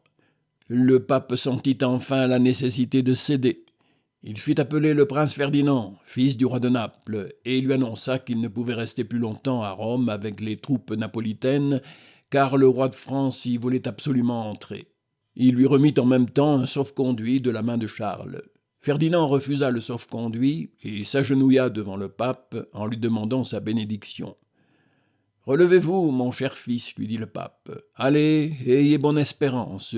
Dieu nous viendra en aide. » Les Napolitains partirent et le 1er janvier 1495, Charles VIII entra dans Rome avec son armée, disant gentiment, selon Brantôme, que dès longtemps il avait fait un vœu à M. Saint-Pierre de Rome et que nécessairement il fallait qu'il l'accomplît au péril de sa vie. « Le voilà donc entré dans Rome, continue Brantôme, bravant et triomphant, lui-même armé de toutes pièces, la lance sur la cuisse, comme s'il eût voulu aller à la charge, marchant en ce bel et furieux ordre de bataille, trompettes sonnantes et tambourins battants. Il entre, éloge par la main de ses fourriers, là où il lui plaît, fait asseoir ses corps de garde, pose ses sentinelles par les places et cantons de la noble ville, avec forces rondes et patrouilles, fait planter ses justices et potences en 5 ou 6 endroits, ses édits et ordonnances publiés et criés à son de trompe comme dans Paris. Allez-moi trouver jamais roi de France qui ait fait de ses coups fort Charlemagne. Encore pensais-je qu'il n'y procéda pas d'une autorité si superbe et si impérieuse. Que restait-il donc à ce grand roi de plus, sinon qu'il s'impatronisât bien à plein de cette glorieuse ville qui avait dompté tout le monde autrefois, comme cela était en sa puissance et comme peut-être il l'eût bien voulu, selon son ambition et selon quelques-unes de son conseil qui l'y poussaient fort, quand ce n'eût été que pour se tenir sur ses gardes. Mais tant s'en faut. Le violement de la sainte religion le retira. et le reproche qu'on lui eût pu faire d'avoir offensé sa sainteté, bien qu'elle lui en eût donné l'occasion. Il lui rendit au contraire tout honneur et obéissance, en lui baisant en toute humilité sa pantoufle. Je n'hésite pas à citer ce fragment de Brantôme, car c'est le tableau le plus vrai et le plus frappant de l'état des faits et des esprits dans cette passagère rencontre d'un roi follement aventureux et d'un pape effrontément fourbe. Ils passèrent ainsi 4 semaines à Rome, le pape retiré d'abord au Vatican, puis dans le château de Saint-Ange, et Charles maître dans la ville, qui, dans un accès d'humeur et de méfiance mutuelle, fut un jour livré au pillage et aux violences des soldats. Le 15 janvier, enfin, un traité fut conclu qui régla les relations pacifiques des deux souverains et assura à l'armée française le libre passage dans les États de l'Église, en allant à Naples comme en revenant, et la possession provisoire de la ville de Civitavecchia, sous la condition qu'elle serait rendue au pape quand le roi retournerait en France. Les 16 et 19 janvier, le pape et le roi eurent 2 entrevues, l'une particulière, l'autre publique, dans lesquelles ils se renouvelèrent les engagements et se rendirent l'un à l'autre les honneurs convenus. On apprit que le 23 janvier, le roi aragonais de Naples, Alphonse II, avait abdiqué en faveur de son fils Ferdinand II. Et le 28 janvier, Charles VIII prit solennellement congé du pape, reçut sa bénédiction et quitta Rome comme y était entré, à la tête de son armée, plus confiant que jamais dans le succès de l'expédition qu'il allait poursuivre. Le nouveau roi de Naples, Ferdinand II, qui ne manquait pas d'activité ni de courage, cherchait partout, au-dedans et au-dehors, des forces et des alliés contre l'invasion imminente. Il écrivit au duc de Milan « Souvenez-vous que nous sommes tous deux du même sang. Il est bien désirable qu'une ligue se fasse très promptement entre le pape, les rois des Romains et d'Espagne, vous et Venise. Si ces puissances étaient unies, l'Italie n'aurait rien à redouter de personne. Donnez-moi votre appui, j'en ai le plus grand besoin. Si vous me secondez, je vous devrai la conservation de mon trône, et je vous honorerai comme mon père. » Il ordonna à l'envoyé napolitain à Constantinople de rappeler au sultan Bajazet les secours qu'il avait promis au roi Alphonse, son père. Le temps presse, le roi de France lui-même s'avance vers Naples, sollicité avec instance, importuné s'il le faut, pour que l'armée turque passe la mer sans retard. Assistez vous-même à l'embarquement des troupes, agissez, courez, volez. Il courait lui-même dans tout son royaume, s'efforçant de ranimer un peu d'affection et d'espérance. Il ne réussissait nulle part. Les souvenirs du roi son père étaient odieux. Il était lui-même jeune et sans autorité. Son ardeur faisait peur au lieu d'émouvoir. Charles avançait dans le royaume à travers les populations immobiles quand elles ne s'empressaient pas de l'accueillir. La garnison de Monte San Giovanni, la meilleure place de la frontière, voulut résister. La place fut emportée d'assaut en quelques heures, et les assaillants, dit un chroniqueur français, firent sans pitié ni miséricorde, main basse sur tous ces pillards et malfaiteurs dont ils jetèrent les corps par-dessus les murailles. Le carnage dura 8 heures entières. Quelques jours après, Charles arriva avec sa garde devant San Germano. Le clergé l'attendait à la porte de la ville avec croix et bannières. Des notables portaient un dais sous lequel il prit place. Hommes, femmes et enfants le suivaient, chantant ce verset du psalmiste « Benedictus qui venis in nomine Domini » « Béni soit celui qui vient au nom du Seigneur ». La ville de Capoue passait pour très attachée à la maison d'Aragon. Jean-Jacques Trivulus, vaillant capitaine milanais qui avait trouvé à Naples asile et fortune, y commandait. Le roi Ferdinand s'y porta. « Je vais chercher des troupes à Naples, dit-il aux habitants. Attendez-moi avec confiance. Si demain soir vous ne me voyez pas revenir, accommodez-vous avec le roi Charles, je vous y autorise. » Arrivé à Naples, il dit aux Napolitains « Tenez 15 jours, je n'exposerai pas la capitale de mon royaume à être forcée par des barbares. Si d'ici à 15 jours, je n'ai pas empêché l'ennemi de passer le Volturne, vous pourrez lui demander à capituler. » Et il repartit pour Capoue. En vue des remparts, il apprit que dès la veille, avant la nuit, les Français avaient été reçus dans la ville. Trivulus était allé trouver le roi Charles à Teano et lui avait offert au nom de sa troupe et des habitants de rendre Capoue. Il avait même ajouté, dit Guichardin, qu'il ne désespérait pas de faire venir à composition le roi Ferdinand lui-même si une situation convenable lui était assurée. « J'accepte volontiers l'offre que vous me faites au nom de vos troupes et des Capouans, lui répondit Charles, Quant au prince aragonais, il sera bien reçu s'il vient vers moi. Mais qu'il sache que pas un pouce de terrain ne lui sera laissé dans ce royaume. C'est en France qu'il obtiendra des honneurs et des beaux domaines. » Le 18 février, Charles entra dans Capoue aux acclamations du peuple, et le même jour, Tréville se passa à son service avec 100 lances. Retourné à Naples, Ferdinand trouva les portes fermées et ne put entrer au Châteauneuf que par une poterne. En ce moment même, la populace pillait ses écuries. Il descendit de la forteresse, adressa à la foule réunie sous les remparts des paroles amères et tristes, où il s'efforça de mêler quelque espérance, prit quelques mesures pour que les 2 forts de Naples, le Châteauneuf et le Château de l'Œuf, se défendissent encore quelques jours. Et le 23 février, il se réfugia dans l'île d'Ischia, répétant tout haut, aussi longtemps qu'il eut Naples en vue, ce verset du psalmiste « Si le Seigneur lui-même ne garde la ville, c'est en vain que veille celui qui la garde. » À Ischia même, il eut à faire, dit Guichardin, une nouvelle expérience de son courage et de l'ingrate infidélité qui éclate contre ceux que la fortune abandonne. Le gouverneur de l'île ne voulait le recevoir qu'accompagné d'un seul homme. Le prince, dès qu'il fut entré, se jeta sur lui, le poignard à la main, avec une telle violence et un tel élan d'autorité royale que toute la garnison, stupéfaite, se soumit et lui remit le fort et son rocher. La veille même du jour où le roi Ferdinand II prenait ainsi dans l'île d'Ischia son dernier refuge, Charles VIII entrait triomphalement dans Naples à la tête de ses troupes, à cheval sous un poil de drap d'or porté par 4 grands seigneurs napolitains, et reçu, dit Guichardin, avec des acclamations et une allégresse qu'on tenterait vainement de décrire. Incroyable exaltation d'une foule de tout sexe, de tout âge, de toute condition, de toute qualité, de tout parti, comme s'il eût été le père et le premier fondateur de la cité. Et le grand historien français en rend le même témoignage que le grand historien italien. Jamais, dit Comines, peuple ne montra tant d'affection à roi ni à nation comme ils montrèrent au roi et pensaient tous être hors de tyrannie. À ces nouvelles, l'inquiétude et l'irritation des principales puissances italiennes éclatèrent à Venise aussi bien qu'à Milan et à Rome.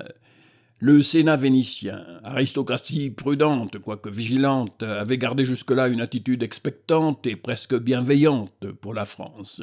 Ils espéraient que Charles VIII serait arrêté ou s'arrêterait de lui-même dans sa folle entreprise, sans qu'ils fussent obligés d'intervenir. Le doge Augustin Barbarigo vivait en très bonne relation avec Comines, qui désirait comme lui que le roi son maître redevint sage. Comines était destiné à apprendre combien il est difficile et triste d'avoir à servir une politique qu'on désapprouve. Quand il pressentit qu'une ligue était près de se former en Italie contre le roi de France, il en informa sur le champ son maître, et il essaya d'en détourner les Vénitiens. Ils nièrent qu'ils en eussent dessein, et se montrèrent disposés à former, de concert avec les rois de France, d'Espagne et des Romains, et toute l'Italie, une ligue contre les Turcs, pourvu que Charles VIII consentît à laisser le roi de Naples en possession de son royaume, en y gardant lui-même 3 places et en recevant une somme d'argent comptant dont Venise ferait l'avance. Plût à Dieu, dit Comines, que le roi eût voulu entendre alors. De tout je l'avertis et j'eus maigre réponse.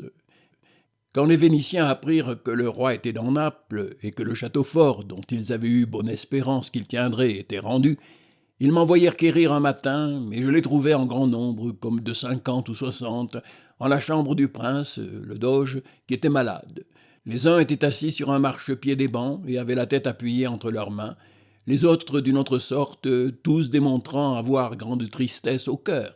Et je crois que quand les nouvelles vinrent à Rome de la bataille perdue à Cannes contre Hannibal, les sénateurs qui étaient demeurés n'étaient pas plus ébahis ni plus épouvantés que ceux-ci n'étaient. Car pas un ne fit semblant de me regarder, ni ne me dit un mot, sinon le duc, le doge, qui me demanda si le roi leur tiendrait ce que toujours il leur avait mandé et ce que je leur avais dit. Je les assurai fort que oui, et j'ouvris les voies pour demeurer en bonne paix, espérant les ôter de soupçons, et puis je m'en départis. La ligue fut conclue le 31 mars 1495 entre le pape Alexandre VI, l'empereur Maximilien Ier comme roi des Romains, le roi d'Espagne, Ferdinand d'Aragon, les Vénitiens et le duc de Milan, à 3 fins, dit Comines, pour défendre la chrétienté contre les Turcs, pour la défense de l'Italie et pour la préservation de leurs États. Il n'y avait rien contre le roi, me dirent-ils, mais c'était pour se garder de lui, Il ne voulait point qu'il abusât ainsi le monde de parole en disant qu'il ne voulait que le royaume ait pu aller contre le Turc, tandis qu'il montrait tout le contraire. Je demeurai en la ville environ un mois depuis, aussi bien traité que devant. Et puis je m'en partis, mandé par le roi et conduit en bonne sûreté à leurs dépens jusqu'à Ferrare, d'où j'allai à Florence pour attendre le roi. Quand Ferdinand II se fut réfugié dans l'île d'Ischia, et qu'à Naples, le château neuf et le château de l'œuf se furent rendus, Charles VIII, se considérant comme en possession du royaume, annonça son intention et eut, je crois, réellement le dessein de retourner en France sans pousser plus loin ses prétentions conquérantes. Le 20 mars, avant que la Ligue italienne fût définitivement conclue, Briçonnet, cardinal de Saint-Malo, qui avait accompagné le roi dans toute son expédition, écrivait à la reine Anne de Bretagne. Sa Majesté se diligente le plus qu'elle peut pour s'en retourner par-delà, et il m'a donné charge expressément, pour ma part, d'aider à dépêcher ses affaires. J'espère qu'il pourra partir d'ici vers le 8 avril. Il laissera par-deçà pour lieutenant Monseigneur de Montpensier, avec 1000 ou 1200 lances, tant françaises que de ce pays, 1500 Suisses et 1000 arbalétriers français.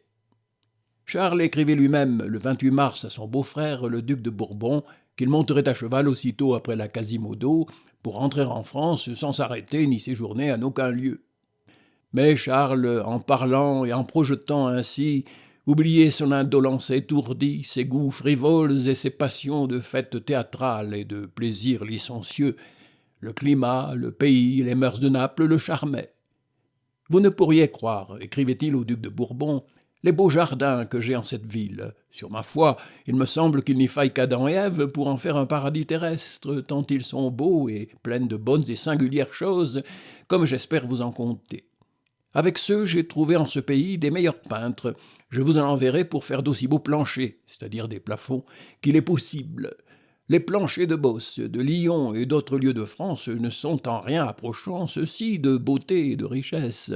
C'est pourquoi je m'en fournirai et les mènerai avec moi pour en faire à Amboise. » La politique disparut devant ces fantaisies royales.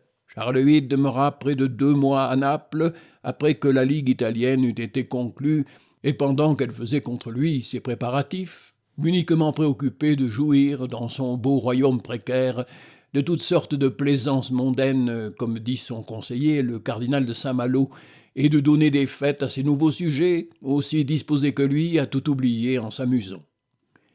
Le 12 mai 1495, toute la population de Naples et des campagnes voisines fut sur pied dès le matin pour voir son nouveau roi entrer solennellement comme roi de Naples, de Sicile et de Jérusalem, avec sa cour napolitaine et son armée française.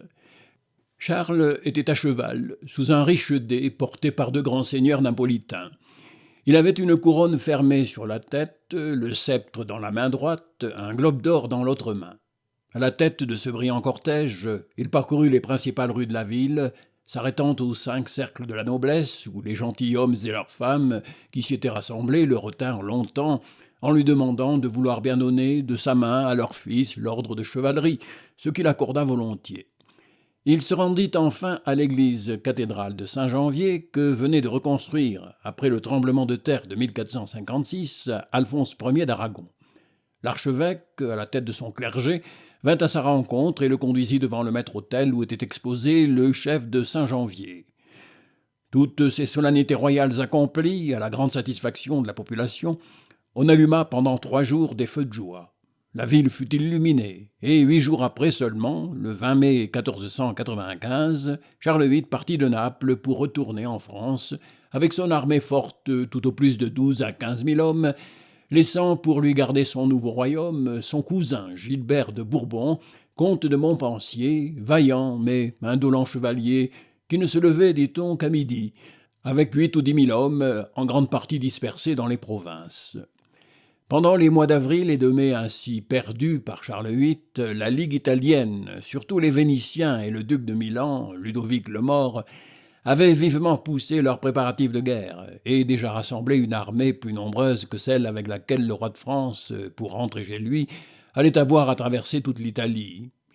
Il mit plus de 6 semaines à faire cette traversée, passant 3 jours à Rome, 4 à Sienne, autant à Pise, 3 à Lucques, quoiqu'il eût annoncé qu'il ne s'arrêterait nulle part. Il évita d'entrer à Florence, où il avait fait des promesses qu'il ne pouvait ni rétracter ni accomplir. Le dominicain Savonarole, qui avait toujours prêché en grande faveur du roi, dit Comines, et par sa parole avait gardé les Florentins de tourner contre nous, vint le voir à son passage à Poggibonsi. Je lui demandai, dit Comines, si le roi pouvait passer sans péril de sa personne, vu la grande assemblée que faisaient les Vénitiens. Il me répondit que le roi aurait affaire en chemin, mais que l'honneur lui en demeurerait, n'eût-il que 100 hommes en sa compagnie, mais pour ne s'être bien acquitté à la réformation de l'Église, comme il devait, et avoir souffert que ces gens pillassent et volassent le peuple, Dieu avait donné une sentence contre lui, et bref, il aurait un coup de fouet. Plusieurs historiens contemporains affirment que si l'armée italienne, formée par les Vénitiens et le duc de Milan, s'était opposée à la marche de l'armée française, elle eût pu la mettre en grand péril, mais rien ne fut tenté à cet effet. Ce fut au passage des Apennins, pour les traverser et descendre dans le duché de Parme, que Charles VIII eut à vaincre pour la première fois la résistance non pas des hommes, mais de la nature. Il traînait à sa suite une nombreuse et forte artillerie, dont il se promettait beaucoup pour un jour de bataille. Il fallait la faire monter et descendre par des sentiers abrupts, où jamais, dit la chronique de la Trémoille, char ni charrette n'avait passé.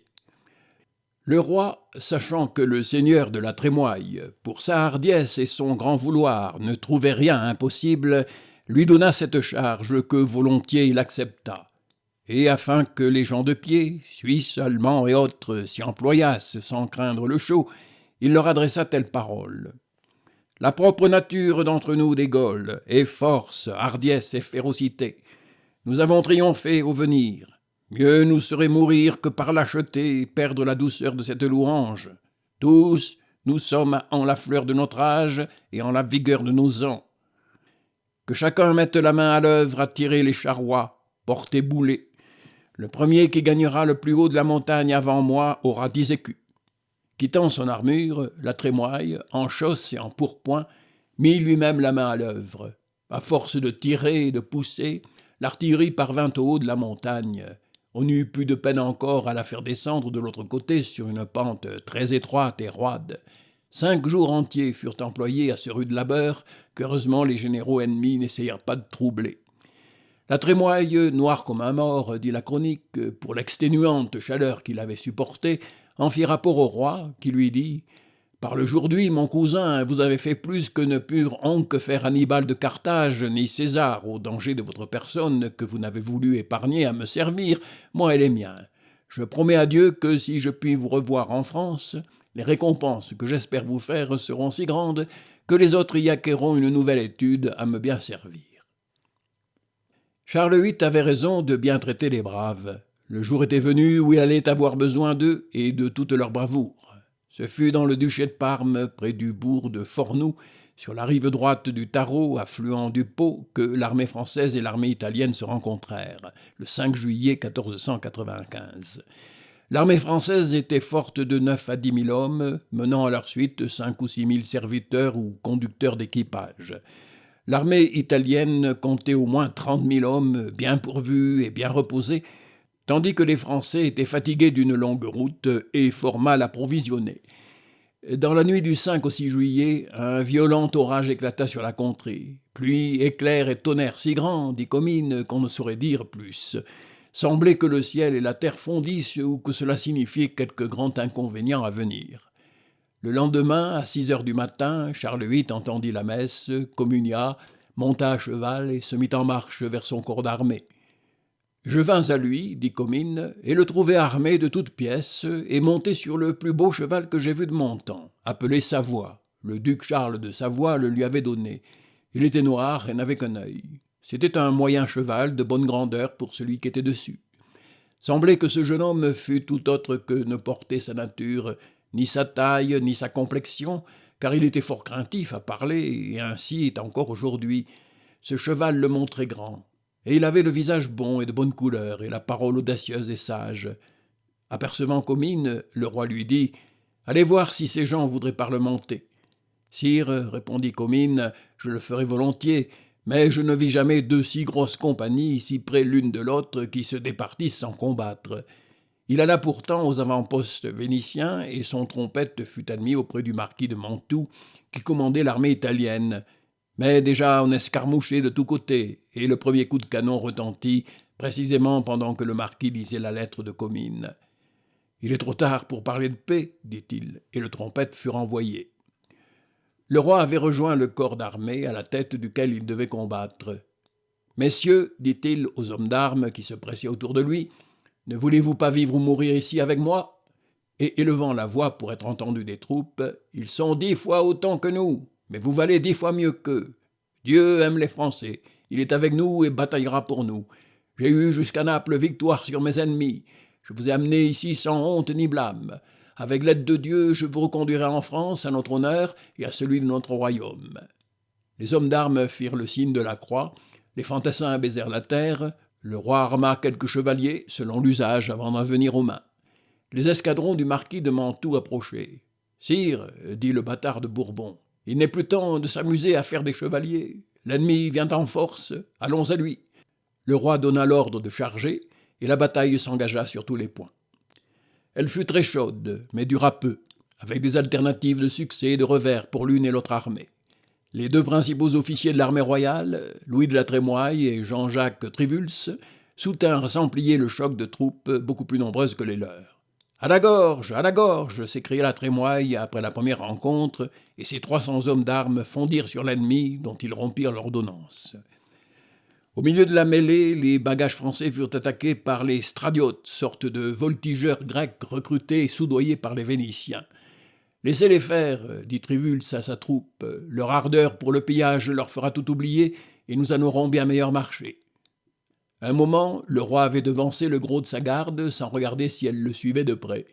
Il n'était plus qu'à une centaine de pas du marquis de Mantoue, qui, le voyant peu accompagné, le chargea à la tête de sa cavalerie. « N'est possible, dit Comines, de plus hardiment donner qu'on ne le fit des deux côtés. Le roi, serré de très près, se défendait ardemment contre ceux qui voulaient le prendre.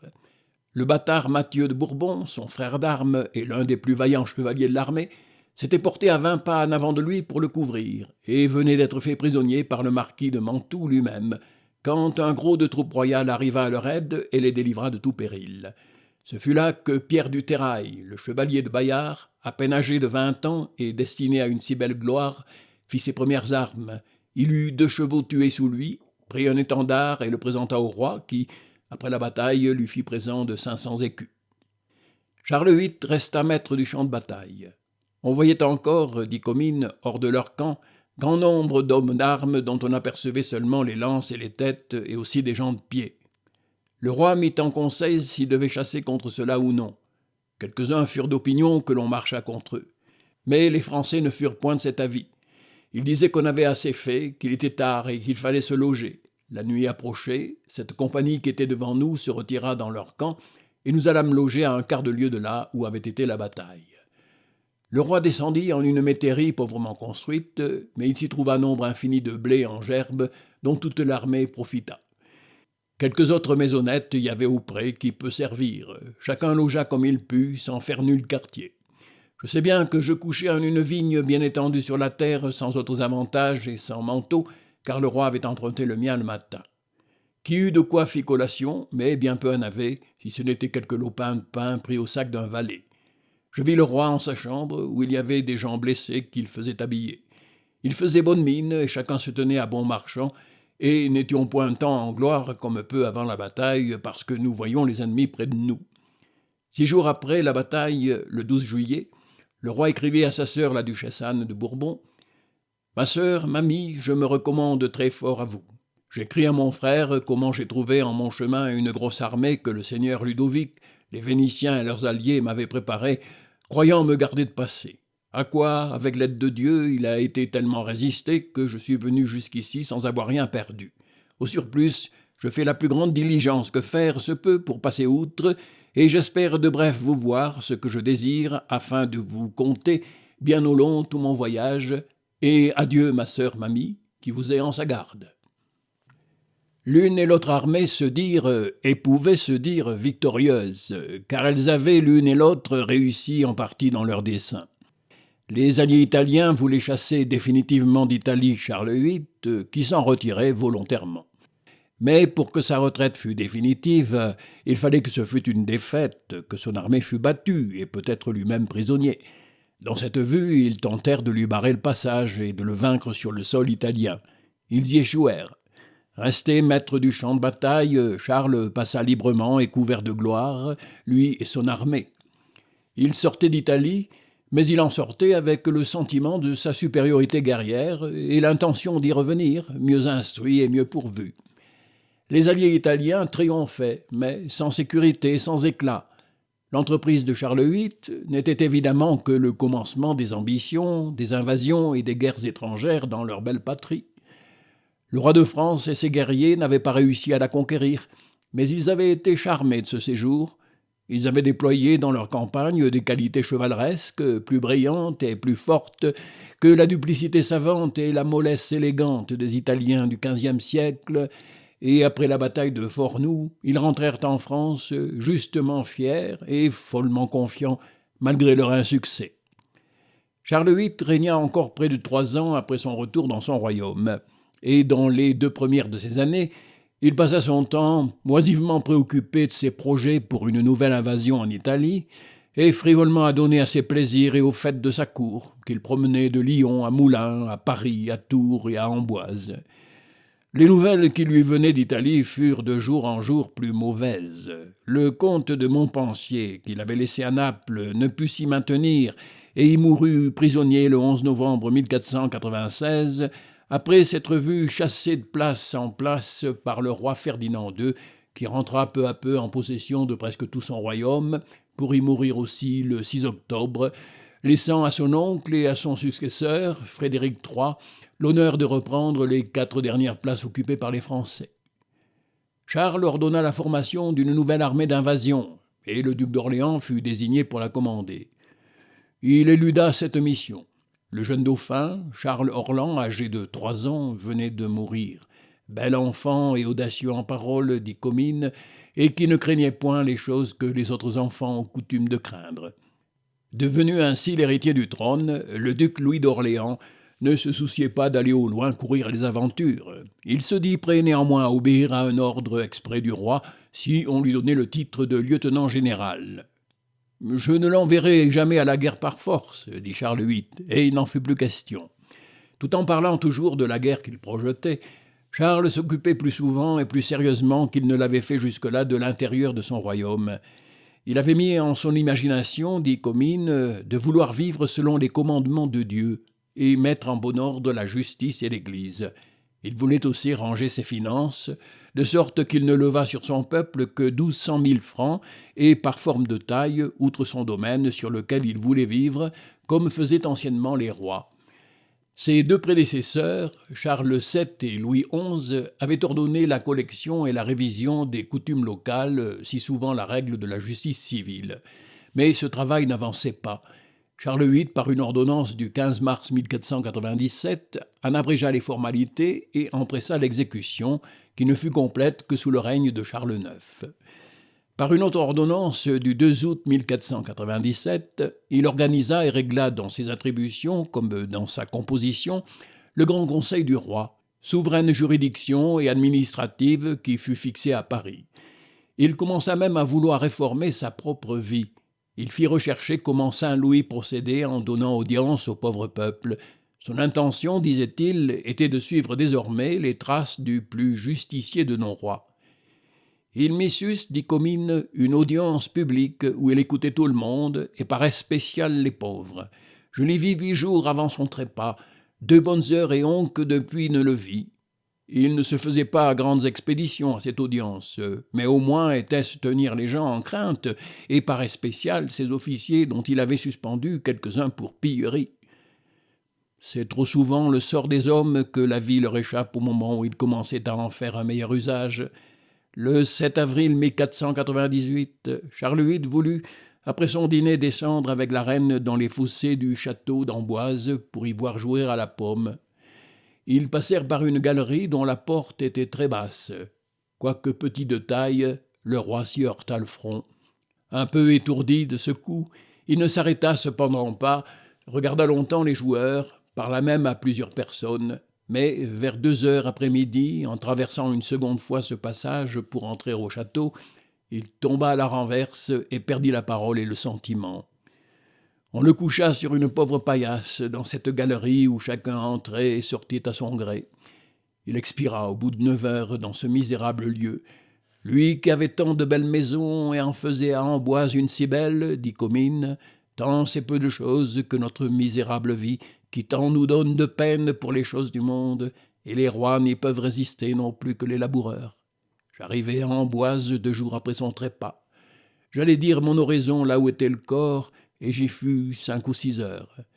Et, à la vérité, on ne vit jamais semblable deuil, ni qui tant dura.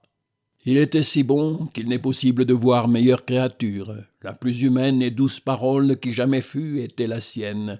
Je crois que jamais à homme ne dit chose qui lui dût déplaire. Et à meilleure heure ne pouvait-il jamais mourir pour demeurer en grande renommée par histoire et en regret de ceux qui l'ont servi. Je crois que j'ai été l'homme à qui il a plus fait de rudesse, mais connaissant que ce fut en sa jeunesse et que cela ne venait pas de lui, je ne lui en sus jamais mauvais gré. Je ne sache pas qu'aucun roi ait jamais été ainsi loué pour sa bonté, et pour sa bonté seulement par un homme qu'il avait à ce point maltraité, et qui, en même temps, aussi judicieux et aussi indépendant qu'équitable, disait de ce même roi: il n'était pas plus pourvu de sens que d'argent, et il ne pensait qu'à passer temps et à ses plaisirs.